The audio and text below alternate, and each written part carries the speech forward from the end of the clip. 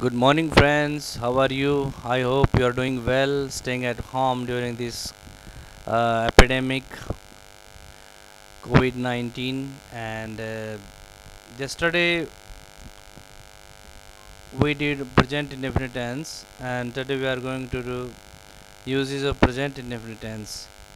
कल हमने पढ़ा था कि प्रेजेंट इंडेफिनिट टेंस क्या होता है। आज हम जानेंगे कि प्रेजेंट इंडेफिनिट टेंस का यूज़ कैसे करते हैं और कहाँ करते हैं। ठीक है, तो आई होप कि आपको सबको समझ में आएगा अच्छे से। देखिए एक एक चीज़ हम एक एक पॉइंट को अच्छे से डिस्कस करेंगे। ठीक है, तो फर्स्ट पॉइंट है टू एक्सप्रेस यूनिवर्सल और जनरल ट्रूथ। एक यूनिवर्सल अथवा जनरल ट्रूथ को बताने के लिए, यूनिवर्सल क्या होता है? यूनिवर्सल का होता है जो पूरे संसार में माना जाए, सार्वभौमिक जिसे हम कहते हैं, हर जगह पूरे संसार भर में वो नियम लागू हो। और जनरल ट्रूथ जो आम बोलचाल में सच्ची बात हो, उनके लिए हम प्रेजेंट इंडेफिनिट टेंस का यूज़ करते हैं। जैसे एग्जांपल देखिए, the earth moves around the sun. जो धरती हमारी अर्थ है वो सूर्य के चारों ओर चक्कर लगाती है। तो यूनिवर्सल फैक्ट है, यूनिवर्सल ट्रूथ है, एवरीबडी नोज दिस फैक्ट। हर कोई इसे अच्छे से जानता है, पहचानता है कि हाँ ऐसा ही होता है। The rose gives out a sweet smell. Rose एक मधुर सुगंध देता है, सभी को पता है, क्योंकि रोज़ का फ्लावर वैसे भी काफ़ी फेमस है। रोज़ फ्लावर की जो खूबसूरती है और जो उसकी जो स्मेल है वो देखते ही बनती है। Water boils at 100 degree Celsius. पानी 100 डिग्री सेल्सियस पे वो बॉईल करता है, ये जनरल ट्रूथ है, everybody knows this. The sun sets in the west. और सूर्य जो है वो वेस्ट के अंदर सेट होते हैं, अस्त होते हैं, तो ये भी सभी को पता है। नेक्स्ट देखिए, next rule is to make statements of general nature. General nature की स्टेटमेंट देने के लिए, यानी कि हम जनरली किसी के नेचर बता रहे हैं, किसी की प्रवृत्ति बता रहे हैं, किसी व्यक्ति के बारे में बता रहे हैं। जैसे इसमें फर्स्ट है, शी स्पीक्स इंग्लिश फ्लुएंटली। वह इंग्लिश को फ्लुएंटली बोलती है, तो जनरल नेचर है उसकी। This pen cost 3 rupees. इस पेन की कीमत 3 रुपीज़ है, ये भी जनरल है। I burn mid night oil these days. आजकल मैं दिन रात पढ़ाई कर रहा हूँ। We live in a big city. तो this sentence is true at the time of speaking.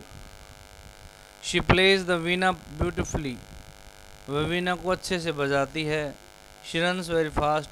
वो बहुत तेज़ दौड़ता है। तो यानी कि जो स्पीकर है उसे पता है इन चीज़ों के बारे में, फैक्ट्स के बारे में। तो ये जनरल नेचर के ये स्टेटमेंट्स हैं। थर्ड रूल देखिए, टू एक्सप्रेस अ सिचुएशन और फैक्ट दैट इज़ परमानेंट। यानी कि किसी ऐसी सिचुएशन अथवा किसी एक ऐसे फैक्ट को बताया जाए, व्यक्त किया जाए, जो कि परमानेंट है। जैसे this road leads to Amritsar. ये सड़क अमृतसर जाती है, तो ये भी परमानेंट ट्रुथ है। ये the Mohini talkies faces the north west. ये भी सही है। Ludhiana stands on the bank of the Sutlej. Ludhiana Sutlej नदी के किनारे के ऊपर स्थित है। She teaches mathematics to the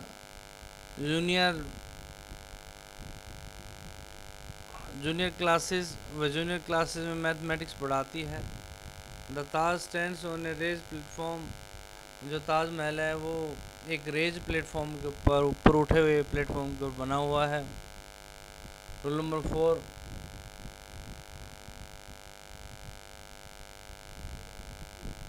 next देखिए, fourth rule, to narrate different actions taking place at the time of speaking. अलग अलग काम हो और जो बोलते समय एक साथ हो रहे हों, तो उनके लिए भी हम प्रेजेंट इंडेफिनिट टेंस का यूज़ करते हैं। जैसे the hunter loads the gun, pulls the trigger and the gun goes off. तो here 3 actions are taking place simultaneously. एक साथ होते हैं, तीनों काम होते हैं। जैसे हंटर उसको लोड किया, उसको ट्रिगर को खींचा और गोली चल जाती है। Sachin Tendulkar looks at the ball takes his opposition and hits it for a six. Sachin Tendulkar ने बॉल की तरफ देखा, उसे अपनी प्रेस्टीज के लिए जो है takes his position and hits it for a six. Sachin Tendulkar ने बॉल की तरफ देखते हैं, पोजीशन लेते हैं और फिर इसे एक से एक सिक्स जड़ देते हैं इससे। The thief breaks open the door, enters the house and runs away with all the cash and ornaments। चोर ने दरवाजे को तोड़कर खोला, घर में एंटर किया और सारा जो कैश था, जो ऑर्नामेंट्स, जो ज्वेलरी वगैरह थी, उसको लेकर के रफू चक्कर हो गया। To describe an action that is to take place in near future. Near future में होने वाली कोई भी घटना जिसकी प्लानिंग पहले से बना ली गई हो, उसके लिए भी हम प्रेजेंट इंडेफिनिट टेंस का यूज़ करते हैं। जैसे एग्जांपल है, a school breaks up for the summer vacation next week. Next week से हमारा जो स्कूल है वो समर वैकेशन के लिए बंद हो जाएगा। PM Modi lays foundation of Ram Mandir at Ayodhya on August 5, 2020। PM Modi ने जो है अगस्त 5, 2020 को अयोध्या में राम मंदिर की नींव रखेंगे। तो ये है तो प्रेजेंट में दिखता है, लेकिन ये फ्यूचर की तरह इसको हम ट्रीट करेंगे, ठीक है। जैसे our school breaks up for the summer vacation next week, और ऐसे वाक्यों में आपको मिलेगा, ये टाइम ज़रूर मिलेगा, नेक्स्ट वीक, मंडे, संडे जो भी है। तो हमारा स्कूल जो है समर वैकेशन के लिए अगले वीक जो है उसका ब्रेक यानी कि उसका जो है छुट्टी हो जाएगी। और एग्ज़ाम स्टार्ट ऑन मंडे, हमारे एग्ज़ाम मंडे से स्टार्ट होंगे। ऐसा नहीं बोलेंगे कि हमारे एग्ज़ाम मंडे को स्टार्ट होते हैं, नहीं, स्टार्ट होंगे। Rule number 6, in clause is showing time और conditions when the main clause is in future we use the simple present in the subordinate clauses. अगर जो क्लोजेज टाइम या कंडीशन को शो करती हैं और मेन क्लोज जो है फ्यूचर में हो, तो हम इसमें सिंपल प्रेजेंट टेंस के अंदर जो सबऑर्डिनेट क्लोज है वहाँ पर हम प्रेजेंट इंडेफिनिट टेंस का यूज़ करेंगे। किसका करेंगे? प्रेजेंट इंडेफिनिट टेंस का यूज़ करेंगे। अगर मेन क्लास हमारा फ्यूचर में है तो सबऑर्डिनेट क्लास हो जाएगी आपकी प्रेजेंट इंडेफिनिट टेंस। देखिए एग्जांपल है, when I go to Mumbai, जब मैं मुंबई जाऊंगा, I shall bring a nice present for you, तो मैं तुम्हारे लिए एक बहुत सा अच्छा सा उपहार लेके आऊँगा। If you come I shall be very glad to receive you, अगर तुम आओगे तो मैं तुम्हें रिसीव करके बहुत खुश होऊंगा। In case he does not work hard he will fail, अगर वो अच्छे से मेहनत नहीं करता है तो वो कठिन परिश्रम नहीं करता है तो फेल हो जाएगा। तो ये सारे के सारे एग्जाम्पल जो हैं आपके ये सबऑर्डिनेट क्लास और मेन क्लास के हैं। लेकिन एक बात आपको ध्यान में रखनी है, पहली बात ये समझनी क्लोज होता क्या है। क्लोज के अंदर एक सब्जेक्ट होता है और उसका प्रेडिकेट होता है। सब्जेक्ट और प्रेडिकेट मिल करके दोनों एक उसमें एक क्लोज को बनाते हैं, ठीक है। इसमें जो क्लोज है वहाँ पर अब ये दिक्कत ये आएगी आपको कि इसमें मेन क्लास कौन सा और सबऑर्डिनेट क्लास कौन सा है। तो बहुत ईजी है, जहाँ पर आपको किसी प्रकार का वाक्य के अंदर कोई इसमें आपको किसी प्रकार का लिंकर मिल जाता है, कंजक्शन मिलता है, तो उसका बाद वाला जो वाक्य है वो आपको मेन क्लॉज होगा, और जो दूसरा बच गया उसमें आप यूज़ करेंगे आप प्रेजेंट इंडेफिनिट टेंस। एक में प्रेजेंट इंडेफिनिट टेंस और एक में आप फ्यूचर इंडेफिनिट टेंस का हम यूज़ करेंगे। एग्जाम्पल देखिए, व्हेन आई मीट हिम, जब मैं उसे मिलूँगा, I will ask him to help me, तो मैं उसे मेरी मदद के लिए कहूँगा। When he comes I shall meet him, जब वो आएगा तो मैं उसे मिलूँगा। तो यहाँ पर देखिए ये मेन क्लोज है, यहाँ पर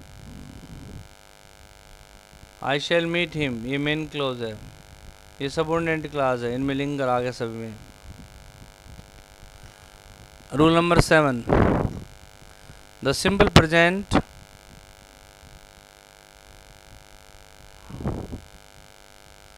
The simple present is also used to express a fact that is true at the time of speaking. Simple present tense का उस फैक्ट को बताने के लिए इसका यूज़ किया जाता है जहाँ पर बोलते समय सच्चाई हो, ठीक है। हो सकता है परमानेंट ना हो, लेकिन ये बोलते समय वो बात सत्य होती है, वहाँ पर हम इसका यूज़ करेंगे प्रेजेंट इंडेफिनिट टेंस का। जैसे अ bag of cement cost 300 rupees these days. आजकल सीमेंट के एक बैग की, एक कट्टे की जो कीमत है वो 300 रुपीज़ है। शुगर कॉस्ट 40 रुपीज़ पर केजी दीज डेज। आजकल चीनी की जो कीमत है वो 40 रुपीज़ पर केजी है। अब इसमें अपनी याद रखने वाली बात है, the following adverbs the following इसमें देखिए द फॉलोइंग एडवर्ब्स और एडवर्बियल फ्रेजेस। यहाँ पर ये जो एडवर्ब्स हैं, कुछ एडवर्ब्स हैं और कुछ एडवर्बियल फ्रेजेस हैं, उनका यूज़ जो है हम प्रेजेंट इंडेफिनिट टेंस में यूज़ करते हैं। आमतौर पर इनका यूज़ किया जाता है, जैसे always, never, ever, daily, everyday, usually, hardly, often, invariably, seldom, frequently. अब इनका यूज़ करके बता रहा हूँ। Always, he always comes late, he never fights with me, he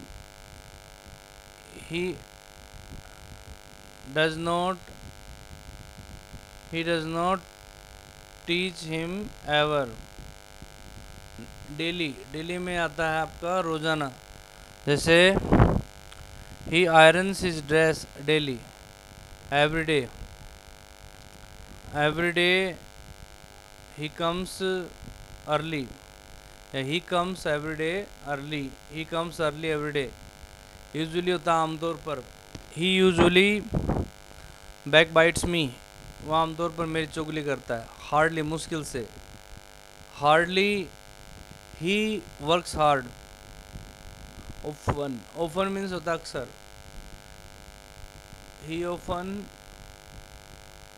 he often tells a lie. Invariably, seldom, frequently. इस तरीके से इनका जहाँ पर वर्ड आपको मिलेंगे, इस उन वाक्यों में आप इनका यूज करेंगे प्रेजेंट इंडेफिनिट टेंस का। I do go, he does take food, he does not shout at me. यहाँ पर दो सेंटेंसेस हैं, इसमें थोड़ा सा आपको ध्यान देने की ज़रूरत है। इन दोनों सेंटेंसेस के अंदर आपने देखा, एक में सब्जेक्ट के तुरंत बाद में डू लगा है, इसमें सब्जेक्ट के तुरंत बाद में डज लगा है। दोनों में डिफरेंस क्या है? डिफरेंस बता रहा हूँ। एक्चुअली जब प्रेजेंट इंडेफिनिट टेंस के अंदर वाक्य के ऊपर जोर देने के लिए, स्ट्रेस देने के लिए वो क्या करते हैं, जैसे आपको हिंदी वाले वाक्य होते हैं ना, जैसे मैं जाता तो हूँ, मैं खाना खाता तो हूँ, तो मैं